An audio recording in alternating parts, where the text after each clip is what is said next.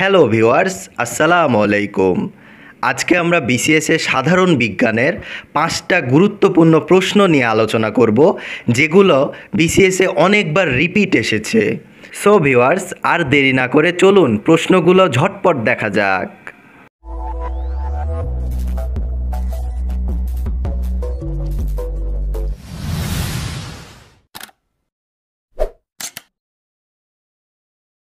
Viewers, 1 নম্বর প্রশ্নটা লক্ষ্য করুন। 1 নম্বর প্রশ্নটা ছিল এইরকম: কোনটি নবায়নযোগ্য শক্তির উৎস? এটা 38তম বিসিএস, 33তম বিসিএস, 30তম বিসিএস এবং 10তম বিসিএসে রিপিট হয়েছে। এর অপশনগুলো ছিল এইরকম: ক নাম্বার তেল, খ সমুদ্রের ঢেউ, গ গ্যাস এবং ঘ কয়লা।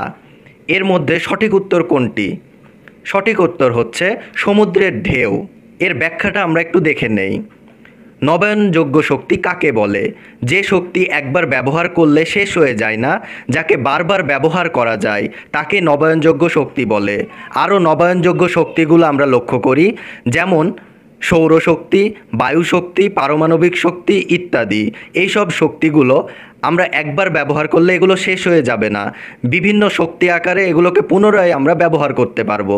তাই এগুলো হচ্ছে নবায়নযোগ্য শক্তি। এখন আমরা 2 নাম্বার প্রশ্নে চলে যাই। 2 নাম্বার প্রশ্নটা ছিল এইরকম: সংকর ধাতু পিতলের উপাদান কি কি? এটা 33তম বিসিএস, 32তম বিসিএস, 30তম বিসিএস, 23তম বিসিএস, 10তম বিসিএস, এতগুলো বিসিএসে এসেছিল। সো ভিউয়ার্স, বুঝতে পারছেন কোশ্চেনটা কতটা ইম্পর্ট্যান্ট। এর অপশনগুলো ছিল এইরকম: তামা ও টিন, তামা ও দস্তা, তামা ও সীসা, তামা ও নিকেল।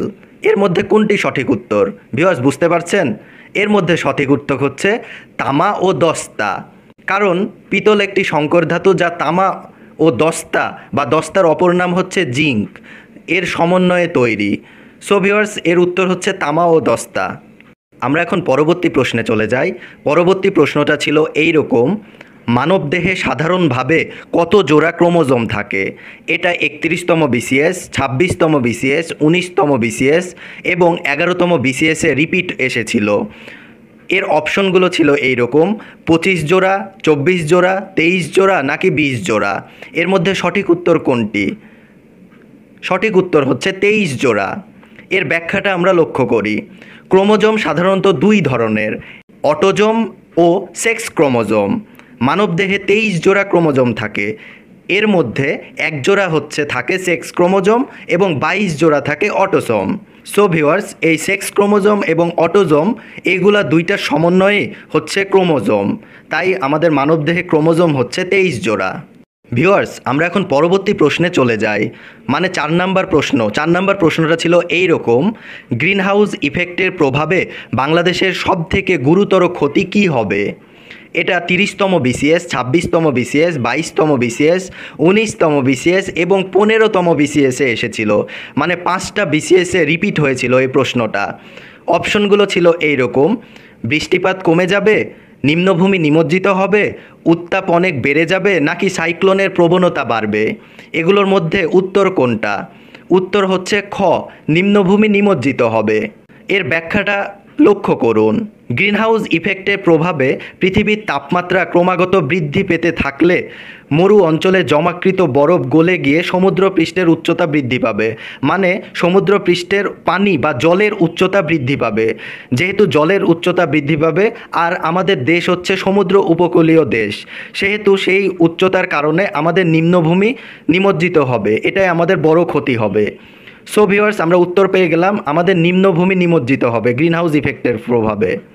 ভিউয়ার্স, এখন শেষ প্রশ্নটা লক্ষ্য করুন।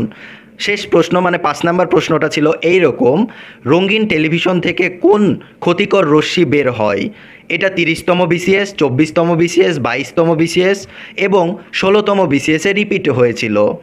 অপশন ছিল গামা রশ্মি, বিটা রশ্মি, কসমিক রশ্মি নাকি রঞ্জন রশ্মি। এর মধ্যে উত্তর কোনটা? আমরা অনেকেই জানি এর উত্তর হচ্ছে ঘ, রঞ্জন রশ্মি। সো ভিউয়ার্স, আজকে আমরা বিসিএস এর সাধারণ বিজ্ঞানের এই 5টা গুরুত্বপূর্ণ প্রশ্ন নিয়ে আলোচনা করলাম, যেগুলো রিপিট হয়েছিল। আমরা বিসিএস এর বিভিন্ন বিষয়ের এইরকম রিপিট প্রশ্নগুলো নিয়ে আলোচনা করতে থাকব এবং বিসিএস এর অন্যান্য সাবজেক্টের গুরুত্বপূর্ণ বিষয় নিয়েও আমরা আলোচনা করেছি এবং করতে থাকব। এগুলো আপনারা আমাদের চ্যানেলে পেয়ে যাবেন। ভিউয়ার্স, এইসব গুরুত্বপূর্ণ বিষয় সহজে পেতে অবশ্যই আমাদের চ্যানেলটি সাবস্ক্রাইব করে বেল আইকনটি বাজিয়ে রাখবেন। এবং ভিডিওটি যদি আপনাদের ভালো লেগে থাকে তাহলে অবশ্যই এটা আপনাদের বন্ধুদের সাথে শেয়ার করতে ভুলবেন না।